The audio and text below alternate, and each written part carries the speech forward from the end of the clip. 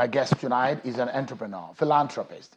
He is the founder of Belama Oil Producing Limited, the fourth indigenous oil exploration and production company in Nigeria to emerge from an oil-producing community in the heart of Niger Delta. Educated in institutions like Harvard and MIT, my guest is from Rivers State in South Nigeria and a member of the APC, Mr. Ten Jackridge. He joins us live here in our Abuja studio. Thank you so much, Mr. Jackridge, for coming tonight. Thank you very much. Let's begin. I watched your declaration, and I was quite intrigued by some of the things that you said. It was audacious, some of the things you said in respect of job creation. You said in respect of security. You said you're going to be on the ground. You're going to, anything that happens in Kaduna and Zamfara, you will be on the ground. What do you mean by the statement that you'll be on the ground and that you'll be present wherever you are needed? Well, thank you. Basically, I'm talking about exercising leadership. You know what I'm trying to say. So if you have any challenge in any part of the country, you should be able to, be there to address it. So irrespective of the time and all that. And that's why I said, whatever the issues are, if there is any emergency, as a commander-in-chief, I'm going to make sure I get there by all means. It could be in the southeast, southwest, or south-south. So that's what I meant by that. What does the presence of a president means in a crisis situation? Well, it means encouragement, showing leadership, and also appreciating the guys on ground, either servicemen or women. And it's also show that sense of belonging that you're giving to the local people, that you feel their pain, and you, where solidarity is needed, you are there to express that. So that's exactly what it means. And also, you're going to be able to have issues, you have first-hand issues, and you'll be able to discuss with them in terms of providing the right solutions to deal with the issues. So it goes a long way to showing that sense of fellowship. But it's far away from the solution to our security problems. Yeah. What do you think is the solution to our security problem? Well, I think basically in 2023 is going to be pretty much unique. You know what I'm trying to say? Because you're going to be dealing with young population that is surging. So you've got to create what I call the economic pipelines. That's what you need. A lot of jobs to be created. So a lot of our teaming youths who are not engaged can be engaged. Because a lot of those young boys and girls, what they do right now is they just sit under the trees, sitting down, doing nothing. And then all they think about is, am I going to survive today? I'm not even thinking about tomorrow. So 2023 will be a pretty much unique year for our country. So you need leadership that is strategic, that is visionary, that also understands that the young population can be converted into the economic value chain to provide the right solution in dealing with social issues. Because, an idle mind that says the devil's workshop. So we will provide enormous amount of economic bombardment to engage our team and youth. Do you see yourself as one of Nigerians' young people? Well, you have to feel that, They've got to feel that. You're 47 right now, or 48? 47. Yeah. Yeah, so, they have So you see yourself as a young person in Nigeria, or you see yourself as a generation on the other side? Well, I see myself as a bridge, as a generational bridge. I belong to the Generation X, you know what I'm trying to say. And 2 generations after me, they're still existing. They belong to the baby boomer and then the silent generation. And then right now, I've got 2 generations below me. They are called the Gen Y, and then the Gen Z, and then the Alpha generation. So I see myself as a bridge between these 2 generations up and 2 generations below. Now, because you touched on getting people engaged, and you spoke about the young people. Now, the critical issues as to what exactly are the problems of security in Nigeria.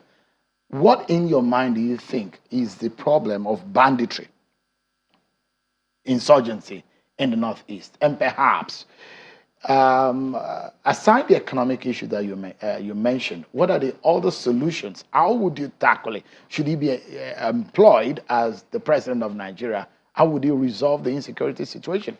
Well, I think the point is that the traditional value system needs to be reviewed.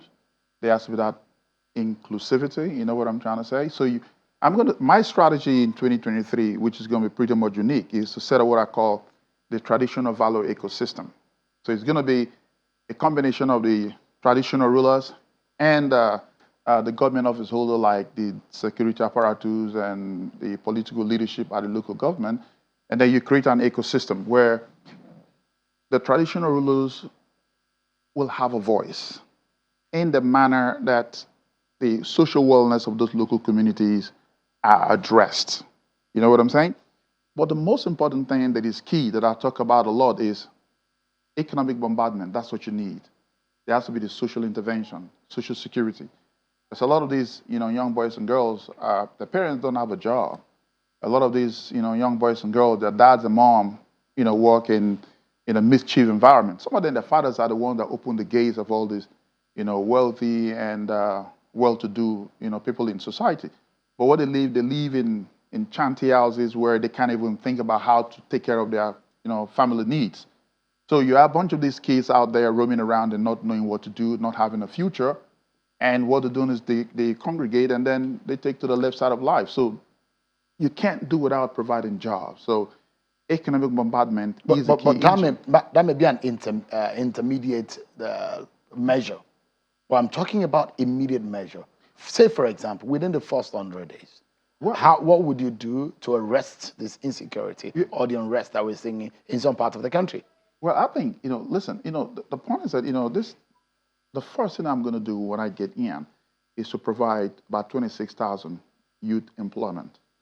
You How train soon them. can you get that done? I mean, as soon as you step on board, as soon as I get in, make sure that you create a consortium that will manage that, and then they will report directly to my office, where we'll train about 26,000, women and youths in, Who gives it? entrepreneurship. You And always talk about creating jobs, and it does look to me. I mean, I've heard, and I mean, especially your declaration, which I watched. You speak about job creation as though it is that easy. Is it that easy to create jobs in Nigeria? well, that's what I do for a living. I started my life with 25,000 naira, and about 2 years later, I turned it into tens of millions of naira. So one of the best way you can take care of these youths off the street is to engage them. When I started, my local community and my operating corridor had similar problem. A lot of these youths were just into all manner of, stuff that wasn't nice. And I told them my story. A lot of them, they knew about me. And what I did was to just pull them together and say, listen, you can't take to the left side of life. And I pulled them together and trained a couple of them, taught them how to get things done and how to earn a living. And even if what you're earning is just, as little as 50,000 or 60,000 naira, you feel that sense of self dignity that you work for this cash and then you earn and then you're able to do whatever I want to do. So I put them together and took them to the right side of life, and these guys were pretty good. So you have to create jobs for these local community That's in the youths. private sector. Yeah, You've done this in the private sector. absolutely, It's not an experiment. It's what absolutely, you have lived. absolutely. But it's a different kettle of fish entirely when you get into the public sector, when you get into government. Well, I think it's policy. I mean, the fiscal policy must be designed to encourage private sector growth. And the only way you can create that massive employment is for the private sector to thrive. And the policy that enables you to incentivize private sectors and also ensure that they're able to be part of the strategic engine that takes care of these social issues by creating jobs. And then you can incentivize them to do all the stuff. A lot of them can be trained to be young entrepreneurs. But again, the university system will be part of that value chain. You know what I'm saying? Where we're going to roll a lot of them in and roll them out through trainings and skills. And a lot of these guys will have skills that will be able to be that is employable. Because a lot of these guys don't have skills that you can hire. If you look at the list of those guys who are employed, a lot of our graduates don't have jobs, and those who aren't that educated have gotten jobs. So training and rolling them out into the economic value chain is the only way that you can sustain peace. There's no amount of bombardment that can solve that, except creating loss of jobs. And to do that, we look at each geopolitical zone and their uniqueness, and then establish a couple of economic hotspots where they can go, and we call it center of excellence. They go there and get trained with all the technology that is required, and they are rolled in, and they are part of the value chain. These are all captured in your manifesto. Yeah, absolutely. But one thing that is obvious is that you're an outsider in this game of politics. And wading in the water in this game takes a lot, or else you might drown. Do you see yourself swimming successfully within this sphere that you have entered into the arena in which you are entered into, and you are a newbie into it?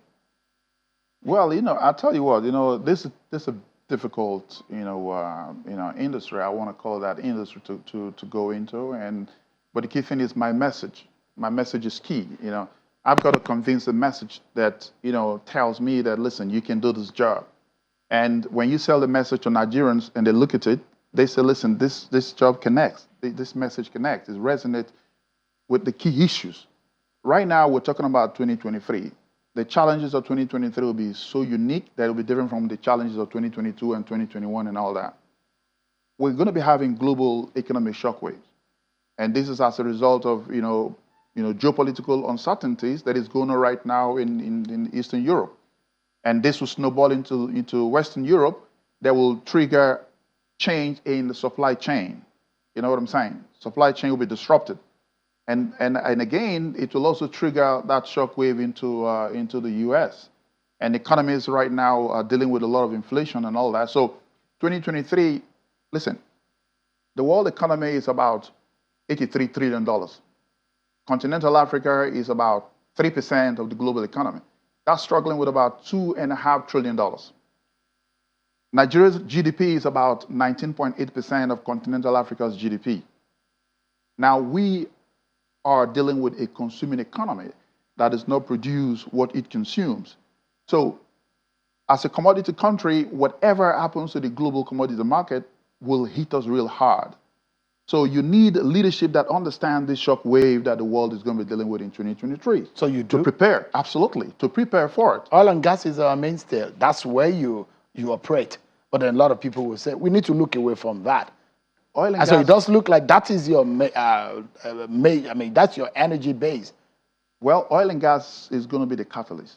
You know what I'm saying? So you need to take advantage of the oil and gas opportunities as a catalyst to activate other sectors. These are the low-hanging fruits. Listen, revenue generated from oil and gas can activate all other industries, like the agricultural sector, for example.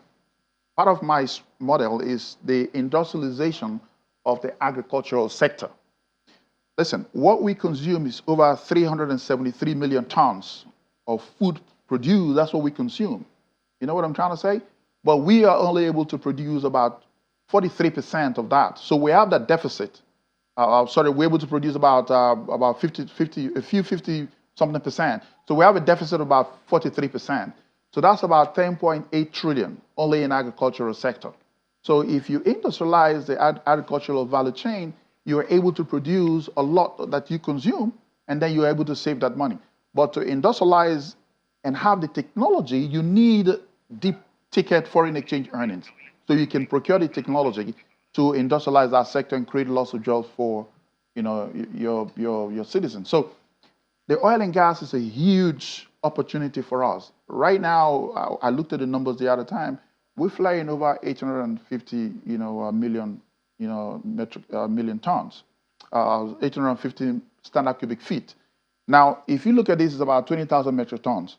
So every single year, you have an exposure of about 7.3 million metric tons that can be converted into strategic engine to activate other sectors. So this will continue. So you need leadership like Jack Rich, who understands the value chain, the end-to-end value chain, so that where you vertically integrate, you can vertically integrate.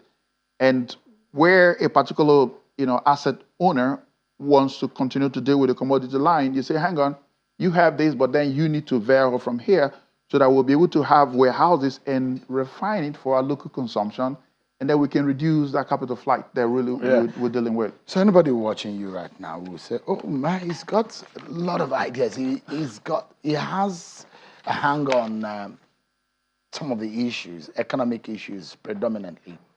But aside that, what have you done to think you deserve to be Nigeria's president? Well, Sean, I tell you, I've been going around my fatherland helping, doing what I know how to do best and trying to help. I came from a less privileged background. You had shoes? No, I didn't have. I was a village kid doing fishing. When my parents left the city for the village about 1983, 1984, And I'm the sick child of my late parents' children. So we went to the village. What I was doing was fishing. As a little boy at the age of 8, 9, 10, that's what I was doing because my mother passed on when I was 10 years old. And I was left in the village fishing, doing nothing. No father, no mother, no sibling, nobody. I was just fishing and trying to help myself go through primary school. And I tell you, I was in primary 6 when I was 15. So one day I said to myself after primary 6, I said, listen, I think I was born in the city of Port Harcourt. I need to return back to that city where I was born. But then I didn't know where to go. I just boarded the boat and I was just, scooping water off the boat. And we arrived Port Harcourt City about 11 p.m. While going through the tributaries, and I saw the light illuminate from afar. And I said, that's where I was born. So when we got to Port Harcourt, I disembarked the next morning and I went into the streets and not knowing which way to go. And then I just get into the local corner where I will just do menial job just to survive. And today this is where I am. So the point is that my special skill is in the area of dealing with core issues. I'm a problem solver. So 2023 is so unique that you need a problem solver who has gone through the crucibles of life. I was born in a house of poverty. I live with poverty, and poverty fought my parents and took them away. And poverty tried to hit me real hard, but I was able to knock it off and got to where I am. So I know what it means for a family to be hungry. I know what it means for a country to be hungry. And I right now operate in a strategic business that is sensitive to our national security, which is the mainstay of our economic resource. Let me tell you, the industry that I'm in accounts for over 95% of our foreign exchange earnings and influence our national budget by over 90%. But it's just less than 5% of our GDP. So it's a critical, stimulator for any economic growth that will be based on strong industrial and technological advancement. So you need that as a low-hanging fruit to activate all of the industries, like the education, agriculture and petrochemical and all that. Listen, you need somebody who can deal with the key issues. You need someone like me who understands the fiscal policy issues. My economic policy will be such that we will deal with the core issues that is the main, vibration of our economic wellness. You know what I'm trying to say? Our population right now is growing at about 2.5%. So by 2023, the population will be hitting 222 million. And with the 2.5%, every single year, population will grow by about 5 million. So the leadership of 2023 will deal with the projected population of about 28 million, plus the population of about 222 million. And the dependency rate is over 78%. So 78% of the population is dependent on 22% of the population. So you need a strategic visionary leadership that will be able to reduce that deficit line. Otherwise, we will continue to struggle. So you are young, you're an outsider, Yeah. you're a private sector person, you're not one of the mainstream politicians. How would you beat them to their game? Listen, we have a president that is so super unique. The president has always promoted the youth to get involved in political leadership. And to tell you the gospel fact, the president himself in his heart, wants to see Nigeria go super well. He wants to go outside the traditional box to get someone who believes in the united country called Nigeria, and who can develop this economy and who will be able to deal with the debt issues. Not only that, you have a president that is young at heart, that always advises the youth to get ready for leadership. And for me, Nigeria is also looking for a new breed. They're looking for freshness. They're looking for young energy that will come in and disrupt the process, and then come up with innovation that can compete with the world's most advanced economies. You need a president that can engage with Emmanuel Macron, to discuss, technological issues, industrial issues. You need the president that can engage with someone like Boris Johnson. You need the president that can talk with someone like Joe Biden and say, listen, you are G7, but you need to let us into G20 because we are the most valuable economy on the continent of Africa. Not just the most populous, nation on the continent, but we are strategic for the economic wellness of Africa. So continental Africa looks up to Nigeria. So you need a president that can negotiate our place in the Committee of Nations and put Nigeria high up there. You know what I'm saying? And that is you. And that's me. And you need a president that can speak to Elon Musk to come in here and invest. You need a president that can engage with Bill Gates, not to give us aid, but establish key economic centers that our teeming youth can have access to technology-based jobs to drive our profitable economic growth.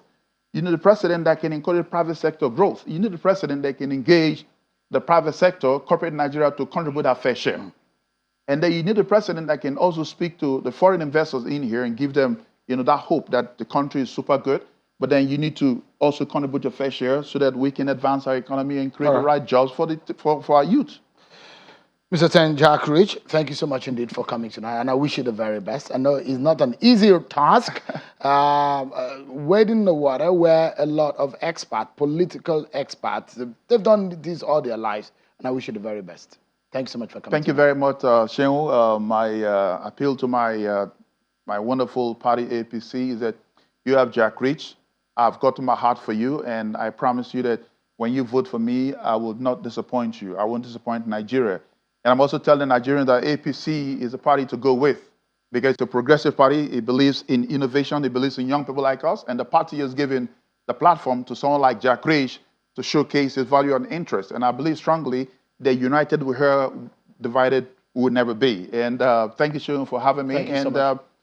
you're going to see this turning around in a super way that you've never seen before. APC is a party. Thank you so much for coming out.